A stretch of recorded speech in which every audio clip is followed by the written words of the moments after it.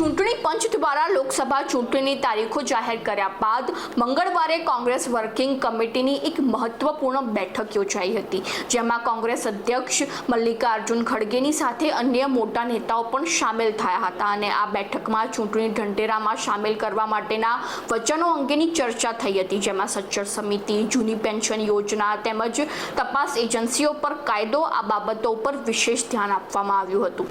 નમસ્કાર, ગુજરાત જો ટીવીની સાથે હું છું મિક્ષુ ઠક્કર।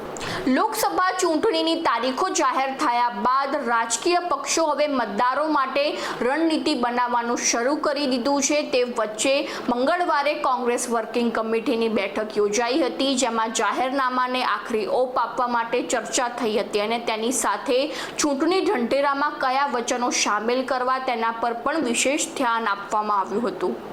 સૂત્રો દ્વારા જાણકારી મળી રહી છે કે કોંગ્રેસ પોતાના મેનિફેસ્ટોમાં સચ્ચર સમિતિ, જૂની પેન્શન યોજના અને તપાસ એજન્સીઓ પર કાયદો બનાવવાનું વચન આપી શકે છે અને તેની સાથે પાર્ટીના નેતા જયરામ રમેશે વધુમાં જણાવ્યું હતું કે કોંગ્રેસ માત્ર ચૂંટણી ઢંઢેરો જ નહીં પરંતુ તેની સાથે ન્યાયપત્ર પણ બહાર પાડશે, જેથી લોકો પોતાનું ઉજ્જવળ ભવિષ્ય જોઈ શકે। તો હવે કોંગ્રેસ દ્વારા સત્તાવાર રીતે ચૂંટણી ઢંઢેરો બહાર પાડવામાં આવે ત્યારે જ સમગ્ર ચિત્ર સ્પષ્ટ થશે।